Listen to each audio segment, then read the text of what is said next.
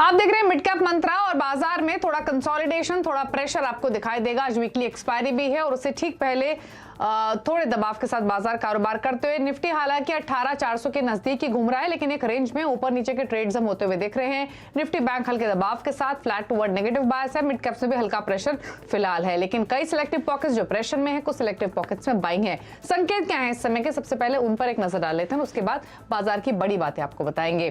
तो इस समय के अगर आप संकेत देखेंगे विदेशी बाजारों से एशियन मार्केट से शुरुआत करेंगे। एशियन मार्केट ज्यादातर प्रेशर के साथ ही ट्रेड कर रहे हैं और निक्केई 1.25% नीचे, शंघाई में नेगेटिव कारोबार, हैंगसेंग 1% रुका हुआ है, कॉस्पी भी 1% नीचे है। अमेरिका के फ्यूचर्स पर एक नजर रहेगी तो हल्की बढ़त के साथ अमेरिका के फ्यूचर्स ट्रेड कर रहे हैं। डॉ फ्यूचर्स में ऑलमोस्ट 90 अंकों की बढ़त है और नेस्डेक का फ्यूचर 50 अंकों की बढ़त दिखा रहा है, तो ऑलमोस्ट आधा % ऊपर है नेस्डेक का फ्यूचर और डॉ फ्यूचर भी 1.5% ऊपर ट्रेड करते हुए। तो संकेत अमेरिका के फ्यूचर से तो ठीक ही हैं। तो अब तक हुआ क्या है बाजार में वो आपको बताते हैं, लेकर आते हैं अब तक की बड़ी बातें। तो वीकली एक्सपायरी के दिन बाजार दायरे में निफ्टी 18,400 के नजदीक ट्रेड कर रहा है। मिड कैप्स में हल्का दबाव आपको दिखाई देगा क्योंकि इंडेक्स 1.25% नीचे ट्रेड कर रहा है। बैंक निफ्टी ऑल्दो फ्लैट है। एक्शन कहीं है अगर बैंक्स और फाइनेंशियल्स में, तो सिलेक्टिव एनबीएफसीज में खरीदारी है। साथ ही पीएसयू बैंक इंडेक्स में तीसरे दिन मजबूती देखने को मिल रही है। प्रेशर दिखाई देगा मेटल में, आईटी में, auto stocks, consumer durable stocks ये दबाव के साथ कारोबार कर रहे हैं। चुनिंदा एनबीएफसीज और ऑटो एनसीडी में थोड़ी बाइंग आज के सत्र में बनी हुई है। अब हमारे प्रकाशगाबा.com के प्रकाश गाबा मौजूद हैं। गाबा साहब नमस्कार, स्वागत है आपका। तो बताइए पहले तो इंडेक्स पर आपकी राय क्या रहेगी रिमेनिंग सेशन के लिए?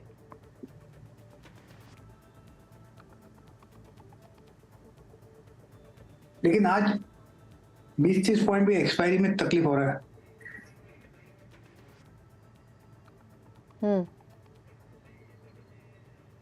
गाबा साहब आपको अगर ऑडियो मिल रही है तो प्लीज बताइए, निफ्टी बैंक निफ्टी पर रिमेनिंग सेशन के लिए क्या व्यू है? इसी रेंज में कारोबार होगा, कोई मौका है ट्रेडिंग का या अवॉइड करें? बिल्कुल अभी आवाज मिल रही है आपकी। निफ्टी और बैंक निफ्टी में रेंज बाउंड है। निफ्टी में कोई ताकत नहीं है, इतना कह सकते हैं लोअर लेवल्स में सपोर्ट है। सपोर्ट 18,300 के आसपास है, लेकिन जो मूव्स है 10, 15, 20 पॉइंट के मूव मिल रहे हैं, इसमें कोई मजा नहीं आता। इस मोर ऑफ अ खिचड़ी बनी है, खिचड़ी पक रही है और टाइम बन रहा है, एक साइडवेज मूव में चल रहा है। तो बेस्ट अवॉइडेड निफ्टी और बैंक निफ्टी को भी अवॉइड कर ले। थोड़ा बैंक निफ्टी थोड़ा ज्यादा ही स्ट्रांग है, लेकिन निफ्टी को ऊपर नहीं ले जा रहा है। अगर बैंक निफ्टी वीक होता तो निफ्टी ऊपर नहीं जाता। ओके ठीक है, तो चलिए तो इंडेक्स पर राय होगी, छोड़ देते हैं कोई ट्रेड इंडेक्स पर। स्टॉक स्पेसिफिक अपॉर्चुनिटीज कहां दिखनी है आपको गाबा साहब? बिल्कुल, मुझे एक्साइड अच्छा लगता है। एक्साइड में तेजी नजर आती है, ट्रेड कर रहा है 186 जोन्स पर। मुझे लगता है 190 तक जाना चाहिए। न्यू हाई पर ट्रेड कर रहा है एक्साइड। स्टॉप होगा करीब 184 का, बस एक्साइड में ध्यान देना चाहिए ऑन द लॉन्ग साइड।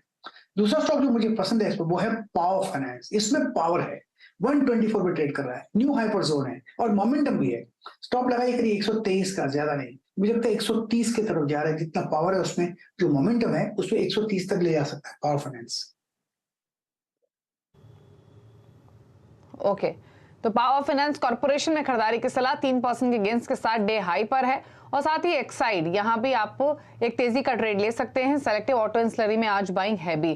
तो चलिए मिड कैप्स का हाल अब आपकी स्क्रीन पर ले आते हैं। इंडेक्स हालांकि आपको हल्के प्रेशर के साथ दिखाई देगा, लेकिन सेलेक्ट पॉकेट्स जहां पर एक्शन है वो एक एक करके आपको दिखा देते हैं और शुरुआत कर लेते हैं सबसे पहले उस पॉकेट के साथ जहां पर एक्शन है वो है एनबीएफसीज का। एनबीएफसीज में आज के सेशन में कई स्टॉक्स हैं जो स्ट्रेंथ दिखा रहे हैं, जिसमें Shriram transport finance, Shriram city union, IRFC, Ujjivan में 4-5% तक के अप मूव्स दिखाई देंगे। ऑटो एंसिलरी में गाबा साहब ने भी जिक्र किया एक्साइड का, एक्साइड हमारी लिस्ट में भी शामिल था और इसके अलावा Balkrishna industries, bank products, GTKT India यहाँ भी तेजी देखने को मिल रही है 2-2.5% तक की on an average. Pharma stocks में सिंजन मजबूत है, सुवेन फार्मा में खरीदारी देखने को मिल रही है 8.5% ऊपर, हेल्थ केयर ग्लोबल 4.5% ऊपर है, तो ये भी तेजी के साथ कर रहे हैं ट्रेड। आईटी में प्रेशर दिख रहा है, माइंडट्री, एलएनटी इन्फोटेक, एम्फोसिस, फर्स्ट सोर्स सॉल्यूशंस, ये सभी आईटी शेयर्स 3% तक की गिरावट आज के सेशन में दिखा रहे हैं। प्रेशर आपको कंज्यूमर ड्यूरेबल्स में भी दिखाई देगा। ब्लू स्टार, डिक्सन, आदित्य बिरला फैशन कमजोरी के साथ कर रहे हैं कारोबार। रियल्टी में भी दबाव, फिनिक्स, आइबेरियल, लोधा प्रेस्टीज ये भी प्रेशर के साथ ट्रेडिंग फिलहाल इन स्टॉक्स में होते हुए आपको दिखाई देगी। तो ये है फिलहाल मिड कैप्स का हाल, जहां पर काफी सेलेक्ट पॉकेट्स हैं जहां तेजी देखने को मिल रही है। एल्स प्रेशर ही बना हुआ है। लेकिन अब बात करते हैं एक बहुत ही खास मेहमान से। दरअसल अमीषा वोरा ने प्रभुदास लीलाधर ग्रुप का एक्विजिशन किया है और पीएल समूह में अब उनकी हिस्सेदारी 24% से बढ़कर 96% हो गई है। अब अमीषा वोरा कंपनी की सीएमडी होंगी। तो इस एक्विजिशन पर और अपनी नई भूमिका, निवेश स्ट्रैटेजी पर बातचीत करने के लिए हमारे साथ अमीषा वोरा मौजूद हैं। अमीषा जी नमस्कार, स्वागत है आपका। एंड कंग्रेचुलेशंस इस डेवलपमेंट के लिए, आपको ऑल दी बेस्ट। तो पहले तो मैम बताइए क्या स्ट्रैटेजी लेकर चलेंगे, क्योंकि एक बड़ा मूव है आपका, जहां पर सीधे आपका स्टेक प्रभुदास लीलाधर में बढ़ के 96% हो गया है। तो मैं इस पर तो आऊंगी कि आपने प्रभुदास लीलाधर का एक्विजिशन क्यों किया है, क्योंकि इससे हमारे व्यूअर्स को भी एक आइडिया मिलेगा कि एक्चुअल में थीम है क्या इस समय मार्केट की। बट स्टिल पहले तो आपकी स्ट्रैटेजीज और क्या विजन लेकर चलेंगी। देखिए, सबसे पहले तो यह है कि प्रभुदास लीलाधर जो ब्रांड है और जो बिजनेस है, आज 7 डिकेड से इंडिया में फाइनेंशियल सर्विसेज सेक्टर में काम कर रहा है और उसने मार्केट के ग्लोबल एंड डोमेस्टिक मार्केट के सभी ऊपर नीचे देखे हुए हैं and it is an absolutely clean brand. कभी भी कोई रेगुलेटरी या कंप्लायंस इश्यू ये ब्रांड ने फेस नहीं किया है। और आप देखो तो 2022 में इकोनॉमिक टाइम्स ने प्रभुदास लीलाधर को इंडिया की टॉप 30 ब्रांड्स में इंक्लूड करके अवार्ड किया है। तो मैं बहुत ही खुश हूं कि मुझे ये मौका मिला कि मैं इसको सभी रेगुलेटर की अप्रूवल के बाद मेरा स्टेक कंसोलिडेट करके ऑलमोस्ट 96% पर लेके जा पाई। इसका रीजन देखो तो यह है कि इंडिया का, मेरे हिसाब से ये जो डिकेड है वो इंडिया का डिकेड है। इंडिया में जिस तरह से वेल्थ मैनेजमेंट सर्विसेज ग्रो होगी, मुझे लगता है ये उसका भी बेस्ट डिकेड रहेगा। एंड ग्रेजुअली कोविड ने या तो डिमोनेटाइजेशन ने across the length and breadth of India एक हैबिट फॉर्म की है फाइनेंशियलाइजेशन की। तो आप देखो म्यूचुअल फंड सिप्स हो या तो डीमैट अकाउंट हो, सभी में बहुत ही अच्छा ग्रोथ हो रहा है। ये ग्रोथ के बाद वेल्थ मैनेजमेंट भी, जैसे कि वैल्यू एडेड एडवाइजरी, उसकी भी उतनी ही ज्यादा इंपॉर्टेंस रहेगी और उसमें भी उतना ही अच्छा ग्रोथ आएगा। तो मेरे हिसाब से ये बहुत ही अच्छा सेक्टर है, बहुत ही अच्छी ब्रांड है, ट्रस्टेड ब्रांड है। इसको ग्रो जोर से करने के लिए बहुत ही अच्छी पॉसिबिलिटी है। इन माय ओन स्ट्रेटेजी, जैसे कि अभी तक हम वेल्थ मैनेजमेंट में है, पर wealth management and asset management, ये दो बिजनेस को मैं एक नेक्स्ट 10 इयर्स के होराइजन में प्रभुदास लीलाधर ग्रुप के अंदर बहुत ही अच्छी तरह से ग्रो करना चाहूंगी। जबकि हमारा institutional equity business, retail broking business, NBFC, investment banking और कॉर्पोरेट एडवाइजरी बिजनेस, ये सभी भी अपना अपना मार्केट शेयर ग्रो करेंगे। बट हमारा पूरा फोकस हमारा एसेट मैनेजमेंट और वेल्थ मैनेजमेंट बिजनेस को सब्सटेंशियली ग्रो करने का रहेगा और उसमें हमारी quant based proprietary meters and proprietary frameworks will be playing a very critical role. Okay, तो ये अमीषा जी ने बताया कि यहाँ से प्रभुदास लीलाधर का विजन क्या रहेगा और क्यों इन्होंने ये एक बड़ा कदम उठाया है। मैम, एक रिटेल ब्रोकिंग पर भी राय आपसे पूछना चाहती हूँ कि स्पेशली अगर हम प्रभुदास लीलाधर की बात करें तो ये पिछले 3 सालों में खास तौर से ग्रोथ कैसी रही है, कितनी ग्रोथ आगे जाते हुए एक्सपेक्ट कर रही है, और स्पेशली रिटेल ब्रोकिंग, क्योंकि एक ब्रोकिंग एक ऐसा अब थीम उभर कर आया है कि अभी भी बहुत अंडर पेनिट्रेटेड है और बहुत तेजी से हमने यहाँ पर पार्टिसिपेशन भी इंक्रीज होते हुए देखा है। तो इस सेगमेंट में क्या विजन रहेगा आपका, क्या रोल रहेगा?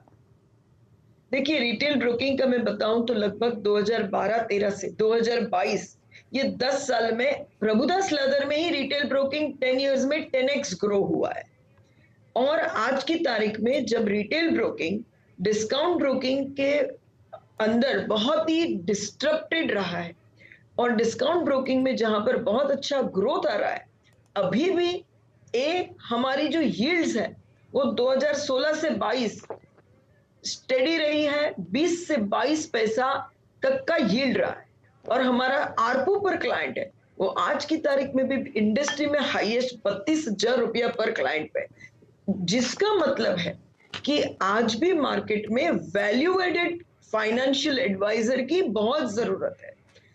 सबको सिर्फ एफएनओ या डिस्काउंट ब्रोकिंग नहीं करना है। जैसे जैसे उनका लाइफ में स्टेटस बढ़ता है, उनका टाइम उन्हें डालना है खुद के बिजनेसेस पे, एंड उनको एक reliable and trustworthy financial partner चाहिए, जहां पर प्रभुदास लादर की बहुत ही अच्छी फिटमेंट है। तो ये जो मार्केट है वो मुझे लगता है एक्सपोनेंशियली ग्रो करेगा। ओके अच्छा अमीषा जी, आप हमारे साथ मौजूद हैं, तो ऐसा तो हो नहीं सकता कि आपसे मार्केट पर राय ना लें या फिर आपकी पसंदीदा थीम्स ना पूछे। तो पहले तो मैम मार्केट पर आपका व्यू, क्योंकि इस साल के शुरुआत में जो हमने प्रॉफिट टेकिंग बाजार में हावी होते हुए देखी, उससे अभी भी मिड कैप स्मॉल कैप सही तरीके से उभरे नहीं है, लेकिन index frontline index all time highs पर आ चुके हैं। तो ये बताइए यहाँ से आगे का डायरेक्शन और थीम क्या देख रही हैं आप मार्केट में? देखिए, मुझे लगता है कि इंडेक्स जैसे अगर आप पूरा साल भी ऑलमोस्ट देखोगे तो जहां से चालू हुआ नीचे गया, वापस वहीं पर आया है। तो it is a range bound kind of a market, but उसमें सिलेक्ट थीम्स बहुत अच्छे किए। एंड अभी भी मुझे लगता है कि स्टार्टिंग विद कैपिटल गुड्स, उसके अंदर not only large capital goods but जैसे कि consumables, Carborundum Universal and Grindwell Norton जैसे स्टॉक्स, या तो आगे चले तो डिफेंस स्टॉक्स जहां पर एक अच्छा मूव आ चुका है पर अभी भी आएगा, रेलवे स्टॉक्स, इस तरह से breadth of the markets in capital goods will continue to increase and these stocks will continue to do well. Over and above that, services segment में जाएं तो मुझे लगता है हॉस्पिटल सेगमेंट ये साल में भी उसने पॉजिटिव रिटर्न दिया है, अभी भी अच्छा करेगा। और सर्विसेज सेगमेंट में होटल सेगमेंट भी मुझे लगता है अभी भी बहुत अच्छा करेगा, फैशन रिटेलिंग भी अच्छा करेगा। तो सेक्टर बाय सेक्टर अपॉर्चुनिटीज बहुत अच्छी रहेगी एंड मार्केट रेंज बाउंड रहेगा, वो मेरा ओपिनियन है। ओके मैम, एक आखिरी क्वेश्चन आपसे। कुछ स्टॉक आइडियाज, क्योंकि शुभ मौका है, आपने प्रभुदास लीलाधर में एक बड़ा रोल अब आप निभाएंगी, और मुझे याद है कि अब से कुछ साल पहले एक काफी सारे स्टॉक आइडियाज आपने हमारे प्लेटफॉर्म पर हमारे व्यूअर्स के साथ शेयर किए। एक नाम मुझे आज भी याद है, वो है एक्शन कंस्ट्रक्शन का। तब तक तो स्टॉक ने सेंचुरी भी नहीं लगाई थी और आप लॉन्ग टर्म के लिए उसे खरीदारी करने की सलाह देती थी, और हमने देखा है कि पिछले 4-5 सालों में क्या जर्नी स्टॉक की रही है। तो इस तरीके के कुछ आइडियाज आप हमारे व्यूअर्स के साथ शेयर करें इन्वेस्टमेंट के लिए। डेफिनेटली। एक अभी नया आईपीओ आया है हर्षा इंजीनियर्स का। वो जो कंपोनेंट बनाते हैं वो सीधा केसेस जाके बेरिंग्स में बैठते हैं, और ये बिजनेस का मोट बहुत ही स्ट्रांग है। तो नई कंपटीशन जल्दी आ नहीं सकती है। एंड जैसे चाइना +1 के बाद जो यूरोप +1 हो रहा है, उसमें ये सेगमेंट में बहुत ही ग्रोथ आएगा डोमेस्टिक और एक्सपोर्ट्स में। तो हर्षा इंजीनियर्स लॉन्ग टर्म के लिए मुझे बहुत ही अच्छा इन्वेस्टमेंट लग रहा है। वैसे ही जैसे मैंने कहा कि होटल सेक्टर, तो उसमें Lemon Tree is the stock that we are strongly backing, और मुझे लगता है ये बहुत अच्छा करेगा। मैं 2-3 लार्ज कैप नाम भी जरूर कहूंगी, क्योंकि पोर्टफोलियो में वो ब्रेथ होना जरूरी है। And I have been very strongly recommending telecom stocks and particularly Bharti for last 1.5 years, and I still think कि ये बहुत ही अच्छा करेगा। यहाँ पर वॉल्यूम ग्रोथ, प्राइस ग्रोथ दोनों आते रहेंगे, एक नहीं 3 साल तक, एंड इसीलिए ये स्टॉक अभी भी बहुत अच्छा करेगा। एक डिफरेंशिएटेड उसमें, नॉट डिफरेंशिएटेड पर एक ऑटो सेगमेंट में मुझे लगता है अशोक लेलैंड बहुत अच्छा करेगा। Volume growth combined with margin growth, इसके लिए बॉटम लाइन ग्रोथ यहाँ पर बहुत ही अच्छा ग्रोथ होगा नेक्स्ट 2 साल। तो इसलिए मुझे ये फ्यू ऑफ द स्टॉक्स बहुत अच्छे लग रहे हैं। ओके चलिए, तो कई नाम यहाँ पर अमीषा जी ने सुझाए हैं लॉन्ग टर्म इन्वेस्टमेंट के लिए। हर्षा इंजीनियर्स, अशोक लेलैंड, ये कुछ स्टॉक्स हैं जिन पर आप रख सकते हैं नजर। लेमन ट्री होटल स्पेस से काफी अट्रैक्टिव। शुक्रिया मैम आने के लिए सीएनबीसी आवाज पर, और कंग्रेचुलेशंस अगेन आपको अपने रोल के लिए, और गुड लक आगे के लिए। Thank you. Thank you. और रुकने इसी के साथ एक ब्रेक के लिए, ब्रेक के उस पार कुछ और स्टॉक्स पर करेंगे चर्चा, साथ ही लेकर आएंगे खिलाड़ी नंबर 1 का अपडेट। जल्द वापस आते हैं ब्रेक के बाद।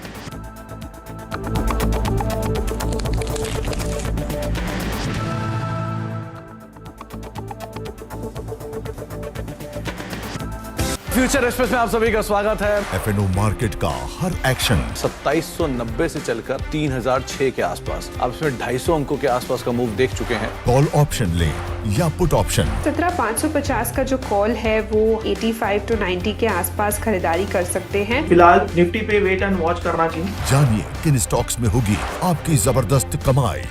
3300 के नीचे अर्ली क्लोज अगर आए तो आप शॉर्ट करके यहाँ पर जा सकते हैं। देखिए फ्यूचर एक्सप्रेस। बाजार शुरू होने से पहले कीजिए मुनाफे की तैयारी। जहां से कॉल राइटर्स बाहर निकल रहा है वहां पे बाय कर दीजिए और जहां पे पुट राइटर कन्विक्शन है वहां पे डिप पे बाय कीजिएगा। जानिए सेंसेक्स और निफ्टी की कैसी होगी चाल। बहुत बढ़िया मूव्स एंजॉय कर रहा है ये स्टॉक। ब्लैक पैटर्न का ब्रेकआउट, बाय 1210 तक की तैयारी। तो कौन से स्टॉक्स आपको बनाएंगे मालामाल। 590 के ऊपर खरीदेंगे, 580 के स्टॉप लॉस है, 620 के टारगेट के लिए। देखिए मुनाफे की तैयारी।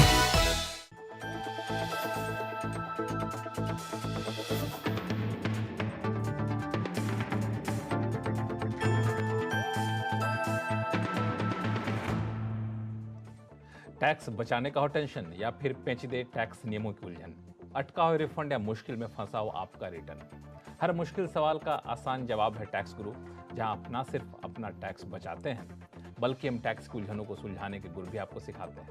नमस्कार, मैं हूं लक्ष्मण राय और आज आपके सवालों का जवाब देने के लिए हमारे साथ हैं जाने माने टैक्स एक्सपर्ट शरद कोहली साहब। सर, आपका स्वागत है CNBC आवाज में। हमने देखा है कि विदेश में रहने वाले भारतीय अपने घर पे परिवार को, माता पिता को पैसे भेजते रहें, लेकिन इन दिनों विदेश में पैसा भेजने का चलन बढ़ता जा रहा है। अगर रिजर्व बैंक के आंकड़ों को देखें तो पिछले 8 साल में बाहर भेजे जाने वाली रकम में करीब 280% से भी ज़्यादा की बढ़ोतरी हुई है। अब सवाल उठता है कि जो लोग बाहर पैसा भेजते हैं क्या उनको भी टैक्स देना पड़ता है? कोहली साहब, सवाल जायज़ है कि नहीं? बिल्कुल जायज़ है। और लक्ष्मण, पैसा लिबरलाइज रेमिटेंस स्कीम जो चलती है 2.5 लाख जो 2020 में शुरू की गई थी। जी हाँ, प्रति भारतीय ने, स्कीम तो पहले से है, उसकी लिमिट चेंज की गई। प्रति भारतीय प्रति वर्ष आप $2.5 लाख तक एक साल में भेज सकते हो। लोग इसका भरपूर फायदा उठा रहे हैं, पढ़ाई लिखाई के लिए, लोन लेने के लिए, निवेश करने, लोन देने के लिए, निवेश करने के लिए, वगैरह वगैरह।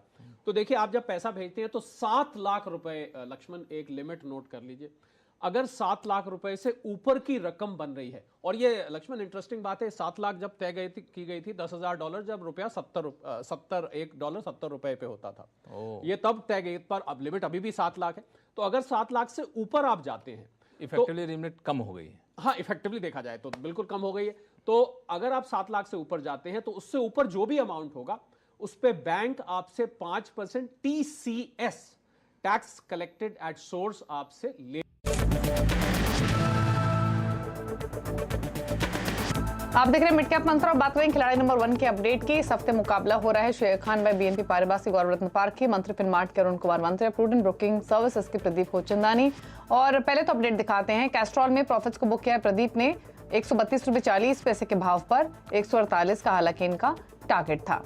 साथ ही कुछ और अपडेट्स दिखाएं तो प्रदीप के पोर्टफोलियो में अल्ट्राटेक सीमेंट एग्जिट किया है इन्होंने 6920 के लेवल्स पर, 6924 पर फिलहाल कारोबार कर रहा है और जो इनका टारगेट था वो 7300 का था। तो ये एक अपडेट है। अब दिखा देते हैं रिटर्न की स्थिति। हालांकि कल शुक्रवार है और कल विनर की अनाउंसमेंट होगी, लेकिन अब तक के हिसाब से प्रदीप होचंदानी लीड कर रहे हैं 8% के गेंस के साथ। गौरव रत्न पारखी का पोर्टफोलियो 2.5% के रिटर्न दे रहा है और अरुण कुमार मंत्री का पोर्टफोलियो 1.5% के रिटर्न लेड कर रहा है। तो यह है फिलहाल रिटर्न की स्थिति। लेकिन चलिए इसी के साथ एक ब्रेक के उस पार अब देखिए नोया कंपनी में आज बातचीत करेंगे सेमको म्यूचुअल फंड के CEO विराज गांधी और SME कॉर्नर में बात होगी सिलिकॉन रेंटल सॉल्यूशंस के संजय मोतियानी से। एक ब्रेक के बाद नमस्कार।